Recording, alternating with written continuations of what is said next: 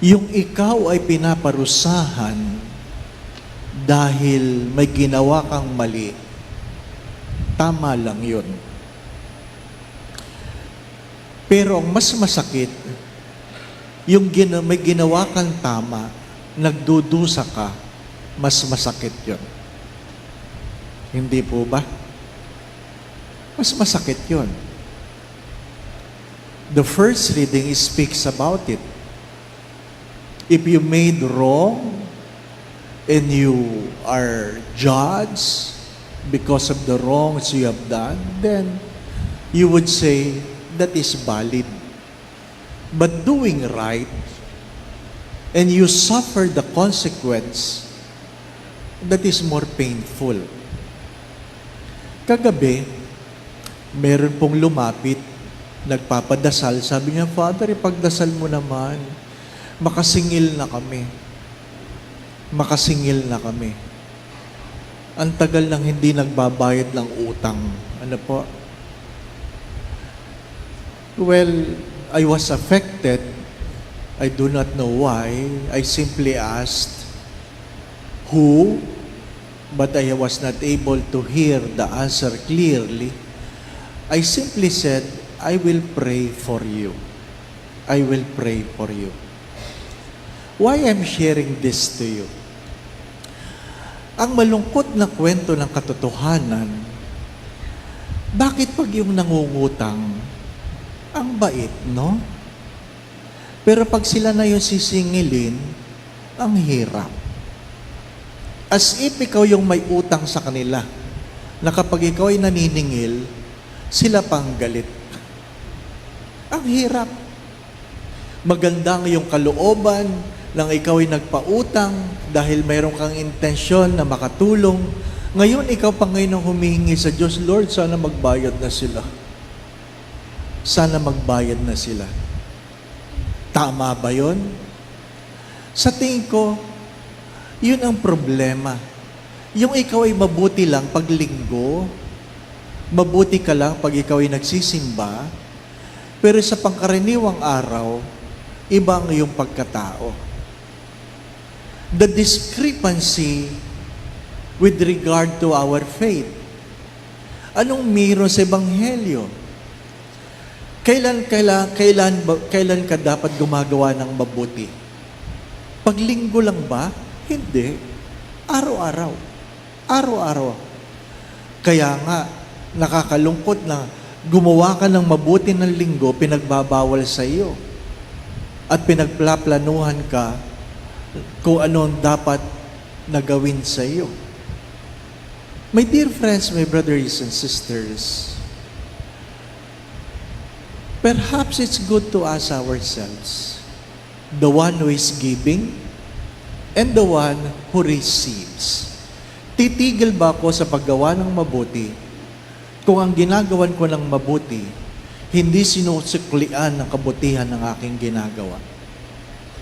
Will I stop doing what is right when the people who receive, the recipient of the rights I've been doing, fail to reciprocate the good things I've done?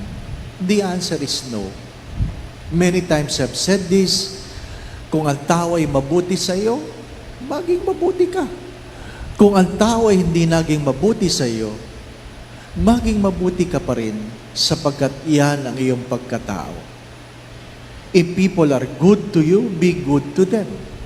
But if people are bad to you, be good to them because it is who you are. It is who you are. But perhaps the deeper invitation into this celebration, will I be good only on Sabbath? Will the dealings I have on weekdays and ordinary days be as just as I deal on Sabbath? Siguro po yun ang mas magandang tanong. Ano po? Ito po ang paalala ko sa mga nangungutang. Magbayad kayo. Hello? Kung kayo ay may utang, magbayad kayo. sapagkat hindi kayo pinautang dahil may sobra yung nagpapautang. Inuulit ko, it is unjust not to pay the loans we have incurred from people who simply tried to help us during the time where we are so much in need.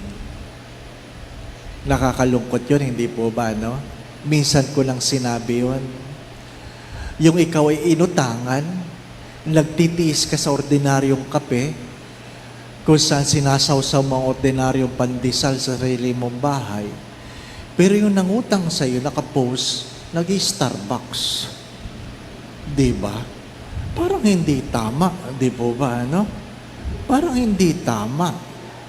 Mga minamahal na mga kapatid, hindi naman siguro kailangan ng mas malalim na pagninilay yon. Hindi po ba? Kung ikaw ay nangutang, magbayad ka. Sapagkat hindi makatao sa inutangan mo na nagsumikap lamang tumulong sa panahon ng iyong pangangailangan. Amen. Perhaps it is easier to understand what caused God more pain. Kung kaaway mo ang nagpapako sa iyo, tanggap mo yon. Pero kung ang sumisigaw, ipako siya sa krus, nakilala mong sila yung pinakain mo, habang sila'y nagugutom, pinagaling mo sa kanilang may karamdaman, tinulungan mo sa kanilang pangangailangan, at yun ang sumisigaw, ipako siya sa krus, mas masakit yun. Mas masakit yun. Yung ikaw ay gumawa ng mabuti, hindi ka nasuklian ng kabutihan. My dear friends, my brothers and sisters, let us put into practice the prayer we do in the Eucharist. Again, let us put into practice the prayer we do in the Eucharist. Hindi po pwedeng paghiwalayin ang pagsimba sa pang-araw-araw na pamumuhay. Inuulit ko, kung may utang ka, magbayad ka. Sapagkat, nung pinautang ka, tinulungan ka. Pwede mo namang sabihin, hindi lang ako makakapagbayad ngayon. Okay lang yun. At least nagkusa. Hindi po ba, ano?